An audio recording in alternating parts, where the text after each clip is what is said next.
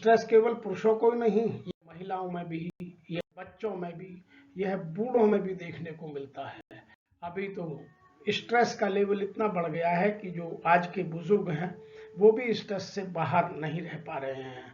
बहुत कोशिश करते हैं कि हम अपना जीवन शांति से जिएं, लेकिन फिर भी कुछ ना कुछ बर्नआउट, कुछ ना कुछ स्ट्रेस उन्हें कहीं ना कहीं सोसाइटी में किसी ना किसी चीज से मिल जाता है। और कुछ नहीं है तो मिलेनियम वर्सेस बेबी बूमर्स के बीच जो थिंकिंग गैप है उसी से स्ट्रेस लोगों का बढ़ जाता है। लेकिन आज हम यहाँ चर्चा कर रहे हैं work stress on work place या burnout at work place.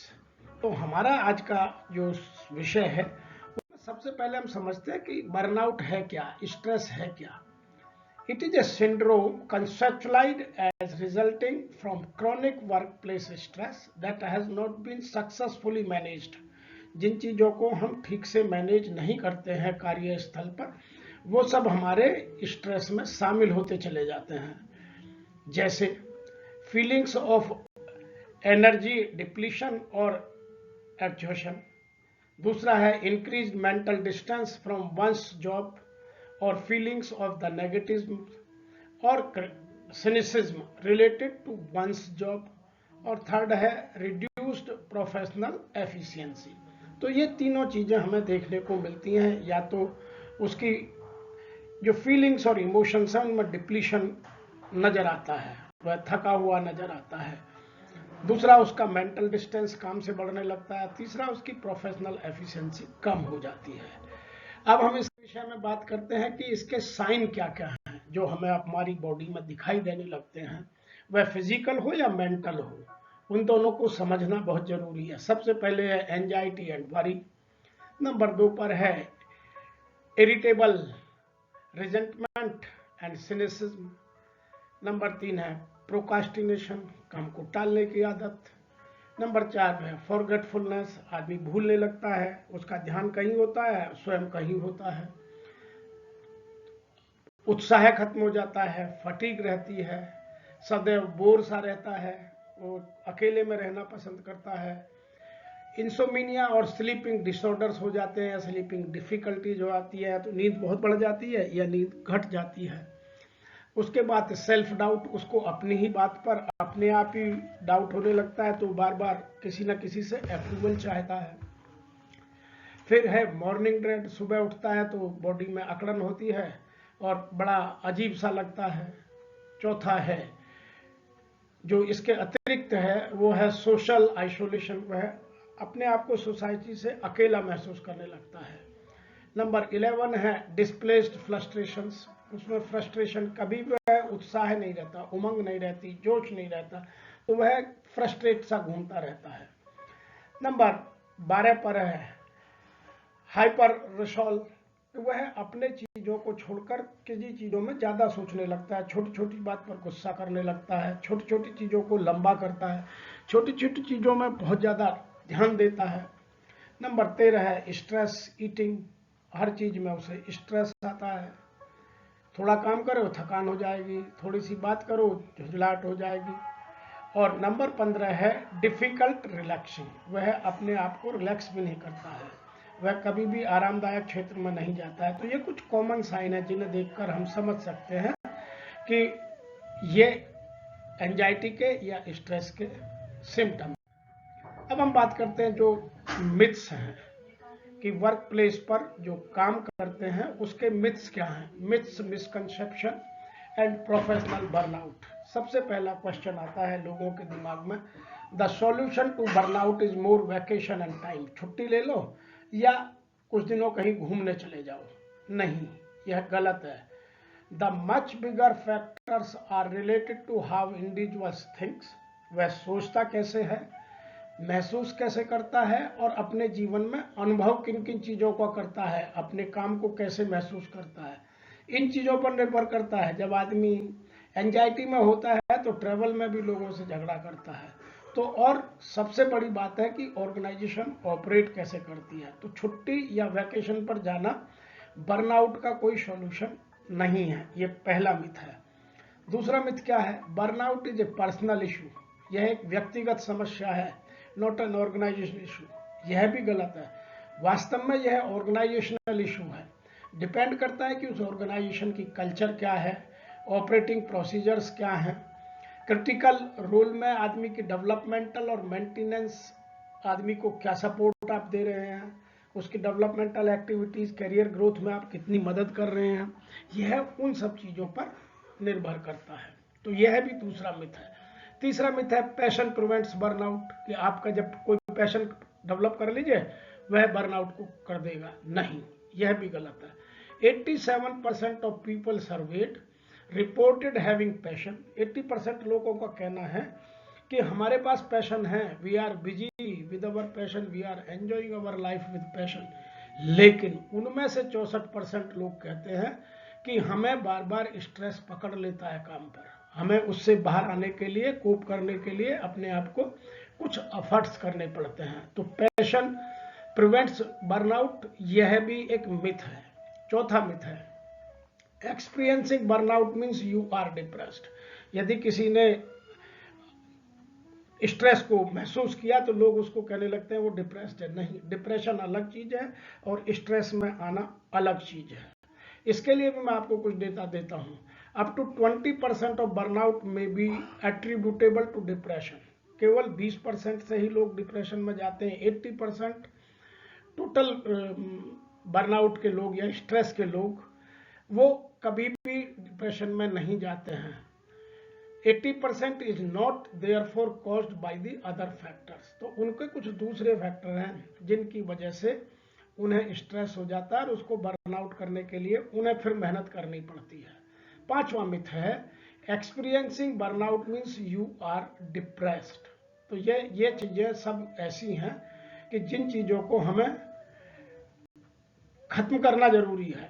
Often burnout can be addressed by reshaping a job rather than the needing leave and finding the better job। कुछ लोग कहते हैं कि नौकरी छोड़ दो। नौकरी छोड़ना कभी भी डिप्रेशन को खत्म नहीं कर सकता। आप जहां जाएंगे वहीं हो जाएंगे। बेहतर यह है कि आप अपने वर्क को या जॉब को रिडिजाइन करें, रीशेप करें और अपने थॉट प्रोसेस को चेंज करें। तो ये कुछ मिथ हैं जिन मिथों को आपको जानना समझना आवश्यक होगा।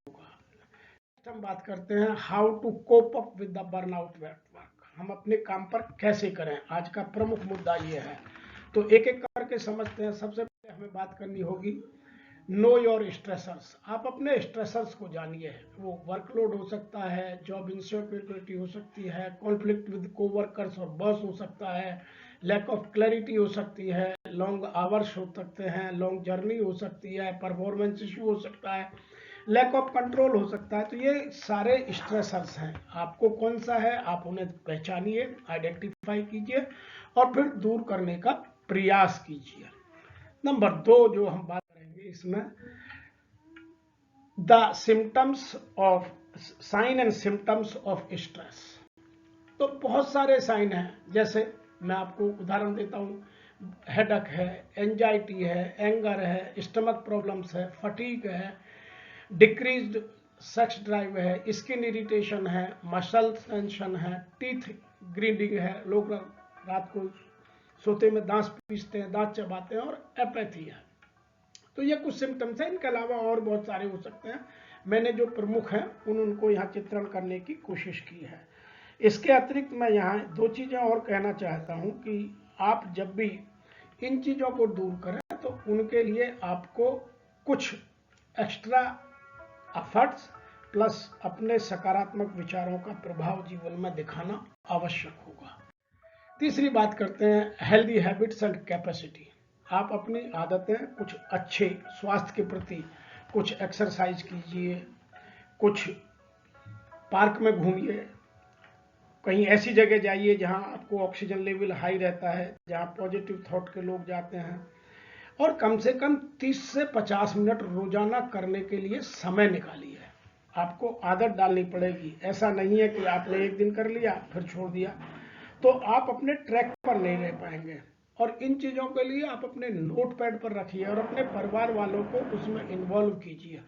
आपके बच्चे हो सकते हैं, आपके कोवर्कर्स हो सकते हैं, आपके सहयोगी हो सकते हैं, उनको उसमें जोड़िए और उनकी भी कैपेसिटी जानिए, मैं एक दिन में कितना कर सकता हूँ। ये नहीं कि एक दिन में बहुत ज़्यादा कर लिया, थक गए, फिर अगले दिन गए नहीं। तो आपको हेल्दी हैबिट्स और कैपेसिटी में भी सुधार करना पड़ेगा। 4 बात करते हैं बिल्डिंग बाउंड्रीज। आप अपने जीवन में कुछ बाउंड्रीज जरूर बनाइएगा कि मैं किन लोगों के साथ रहूँगा, कौन लोगों के साथ बिल्कुल नहीं रहूँगा, मैं किस तरह के विचार पैदा करूँगा, किस तरह के विचारों के लोगों के साथ रहूँगा, मैं किस तरह का साहित्य पढ़ूँगा, मैं किस तरह के सोशल मीडिया पर ईमेल या व्हाट्सएप जो भी है मैं उनको वॉच करूँगा, मैं किन चीज़ों में प्रॉब्लम सॉल्विंग टेक्निक को अपनाऊंगा, किन चीज़ों में मैं अपने जो कॉन्फ्लिक्ट रेजोल्यूशन के तरीके हैं उनको अपनाऊंगा। तो आपको अपने इर्द गिर्द एक बाउंड्री बनानी पड़ेगी, जिसको हिंदी में बोलते हैं लक्ष्मण रेखा। लक्ष्मण रेखाएं अपने जीवन में जरूर बनाइएगा। तो आपको यहाँ कुछ चीज़ें समझना बहुत जरूरी है। लक्ष्मण रेखा के लिए मैं आपको कुछ मदद कर सकता हूँ। Number 1, establish A boundary. Number 2, state your boundary. लोगों को बताइए कि भैया मेरी लक्ष्मण रेखा ये है। Number 3, commit and preserve. जो आपने कहा उस पर कमिट कीजिएगा, ये नहीं कि लक्ष्मण रेखा बना ली और आपने खुद ही तोड़ दी। नंबर 5 है असिस्ट योर राइट्स। आप अपने राइट के प्रति भी जागरूक रहिए, ड्यूटीज के प्रति भी रहिए और राइट के प्रति भी रहिए, तो आप बाउंड्री सेट कर पाएंगे, अन्यथा बाउंड्रीज आप सेट नहीं कर पाएंगे। नंबर 5 हम बात करेंगे सीकिंग सपोर्ट। जब आपको अपनी कॉम्पिटेंसी या अपना स्किल सेट अपने वर्क प्लेस पर कम लगे तो आप लोगों से मदद मांगिएगा और आपको ज़रूरत हो तो ट्रेनिंग में जाइएगा, आप लोगों की मदद लीजिएगा, लोगों को बोलिएगा कि मेरे को यहाँ प्रॉब्लम आ रही है। लोगों के साथ इमोशनली कनेक्ट होकर अपने लोगों, अपने फ्रेंड से, अपने जो बहुत अच्छे कोवर्कर्स हैं या जो आपके मेंटर हैं, जो आपके कोच हैं, उन सबको स्पष्ट रूप से बताइए, छिपाइएगा मत। लोग अपने जीवन में बर्नआउट में गलती क्या करते हैं कि अपने बर्नआउट को बताते नहीं हैं, और हेल्प तभी मिलेगी जब आप बताना शुरू करेंगे, तो आप बताइएगा। नंबर 3 बात करेंगे लर्न टू टेक ब्रेक्स। आप अपने काम में छोटे छोटे ब्रेक लीजिए। हर 2 घंटे बाद अपने टेबल से खड़े होकर के, डेस्क से खड़े होकर के कहीं घूम करके आइए, थोड़ा चाय पी करके आइए, बाहर एक ऑफिस के ग्राउंड लगा के आइए, अपने ऑफिस कॉरिडोर में ही घूम लीजिए। तो बहुत सारी ऐसी चीज़ें हैं। या हर 3-4 महीने में छुट्टी लेकर के कुछ घर में अपने काम बनाइए, या जो अपना कोई शौक है, जो अभी हम बात कर रहे थे पैशन की, कभी कभी कुकिंग कीजिए, कभी कभी लोगों के साथ गॉसिप कीजिए। तो ये कुछ चीज़ें आपको ब्रेक लेने में मदद करेंगी। और इसके लिए आपको कुछ ब्रेक लेने में कुछ गेम प्ले कर सकते हैं, कुछ अच्छी बुक्स पढ़ सकते हैं, लोगों के साथ चैट कर सकते हैं, अच्छा म्यूजिक सुन सकते हैं। तो यह आपके ऊपर निर्भर करता है कि आपको कौन सी चीज़ कितना सूट करती है। अपने हिसाब से, अपने पैशन के हिसाब से उन चीज़ों को आइडेंटिफाई करें और अपने जीवन में प्रयोग करें। नंबर 7 हम बात करेंगे द पाथ अहेड। जिंदगी बहुत लंबी होती है, आपका करियर पाथ बहुत बड़ा है, एक दिन का नहीं है। तो आपको न्यू स्किल्स सेट करनी पड़ेंगी, न्यू कॉम्पिटेंसीज अपने में डेवलप करनी पड़ेंगी। उसके लिए आपको ट्रेनिंग की, डेवलपमेंटल एक्टिविटीज की आवश्यकता होगी। और यह सब काम अपने आप नहीं कर सकते। इसके लिए आपको लोगों की मदद करनी पड़ेगी और अपना कुछ चॉक डाउन करने पड़ेंगे कि मुझे कौन सी स्किल किस काम के लिए, या कौन सी कॉम्पिटेंसी किस काम के लिए, या कौन सा वैल्यू सिस्टम या कौन सा इथिक्स मेरे करियर पाथ में मुझे मदद करेगा, मैं उसको डेवलप करूं, ताकि मैं अपने पोटेंशियल को पूरा बाहर निकालकर अपने स्ट्रेस को खत्म कर सकूं और अपना जो जीवन है उसको हैप्पी या प्रसन्नता के साथ जी सकूं। तो ये कुछ 7 तरीके हैं जो प्रैक्टिकली मैंने अपने जीवन में प्रयोग किए हैं। यह मेरे निजी अनुभव पर आधारित मैं आपके साथ बात कर रहा हूं। वैसे आपको मैं बता दूं कि आप अपने जीवन में अपने स्ट्रेस के लेवल को चेक करते रहिएगा। बहुत सारे लोग यही मानते हैं कि मुझे स्ट्रेस नहीं है, लेकिन स्ट्रेस होता है। तो you check your stress level और फिर उस हिसाब से कोप अप करने के लिए जो मैंने जो 7 प्लान बताए हैं उनमें से जो आपको सूट करता है वो अवश्य यूज कीजिए। इस तरह आपकी परफॉर्मेंस बढ़ेगी, लोगों के साथ कोलैबोरेशन और लोगों के साथ नेटवर्किंग डेवलप होगी तो आपका करियर ग्रो करेगा। मैं आपको यहाँ यह भी बताना चाहता हूँ कि हम इस तरह के बहुत सारे वीडियो आपकी हेल्प के लिए बना रहे हैं। आपको लगता है तो आप हमें लिखिए कि हम आपकी मदद में और किस तरह से आगे आकर आपको सपोर्ट कर सकते हैं। आज इतना ही। मैं आशा करता हूँ कि यह आपको अवश्य पसंद आएगा और आप अपने मित्रों तक अवश्य इसे भेजेंगे। और मेरा चैनल सब्सक्राइब कर लाइक कीजिए ताकि हम भी मोटिवेट होकर और आपकी मदद के लिए अधिक से अधिक इस तरह के सपोर्ट आपको मुहैया करा सकें।